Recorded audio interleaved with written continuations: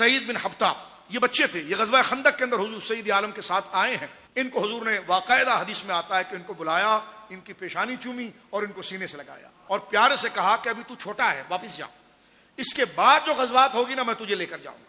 तो ये बहुत रोतेल है। सरकार ने अपने सीने मुबारक, हदीस में आता है कि अपनी छाती मुबारक से उनको काफी देर तक लगा कर रखा, उनकी पेशानी चूमी सईद बिन जत्ता की। और जब अभी वो बच्चे थे, जब जाने लगे ना, सर पर हुजूर ने हाथ रखकर फरमाया, खुदा तेरी नस्ल को बढ़ा दे, क्योंकि तू अल्लाह की राह में शहादत की बात कर रहा है और मैं दुआ कर रहा हूं कि अल्लाह रब्बुल आलमीन तेरी नस्ल को बढ़ाए और तेरे खानदान में अल्लाह अहले इल्म को पैदा फरमाए। वो जुबान जिसको सब की कुंजी कहे, उसकी नाफिज हुकूमत पे लाखों सलाम। सीरत इब्न हिशाम के अंदर आता है कि जब हुजूर की जुबान से ये जुमला निकला, कुदरत ने उसको एक तकदीर बनाया। फरमा काना अम्मन लि अरबईना वाखन लि अरबईना व अब्बन लि श्रीन, वो 40 भतीजों के चाचा थे। जब हुजूर ने खानदान के लिए दुआ दी और फरमाते हैं और 40 भाइयों के भाई थे और 20 बेटों के बाप थे खुद उनके। ये जनाब रसूलुल्लाह की दुआ का असर था। और फिर जो हुजूर ने औलाद में इल्म की दुआ की थी, तो इनकी औलाद में एक वजीम शख्स पैदा हुआ जिसको फिक्का काजी उल क़ुज़्ज़ा कहा जाता है।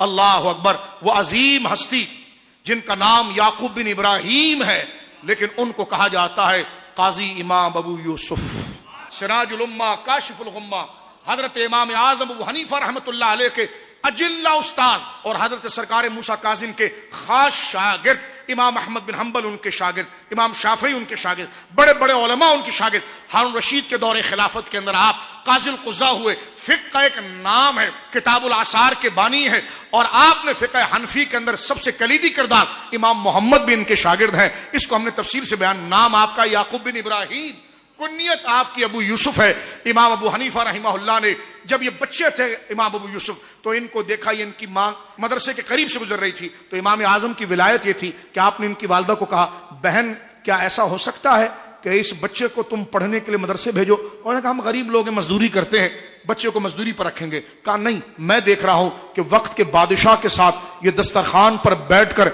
बड़े लजीज और कीमती खाने खाएगा।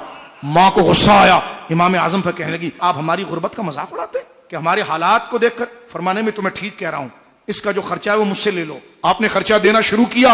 इमाम अबू यूसुफ को अपने साथ रखा। एक दौर आया जब हारून रशीद का दौर था, और कितना बड़ा वो सल्तनत का बादशाह था, कितना मालदार और ताकतवर था। उसका दस्तरखान लगा हुआ है और जैतून सामने कीमती रखा हुआ है, और उसके साथ बड़ा कीमती हलवा बादशाहों के लिए बनता था, वो रखा हुआ है। तो जैतून की खुद हारून रशीद जैसा बादशाह जैतून का प्याला उठाकर काजी अबू यूसुफ के सामने रखता है, और गरम नान रखता है, और वो हलवा रखता है। तो आपने रोटी का टुकड़ा उठाते हुए बड़े जोर से मुस्कुराया। तो हारून रशीद ने देखकर फरमाया कि इमाम साहब आप मुस्कुराते क्यों हैं? फरमाया मेरे उस्ताद की बात मुझे याद आई कि जब मैं अपनी माँ के साथ था। तो ये हजरत सईद बिन हब्ता की औलाद में से, साहबी रसूल की औलाद में से हजरत काज़िल क़ुज़्ज़ा, हजरत इमाम अबू यूसुफ रहमतुल्लाह अलैह की ज़ात गिरामी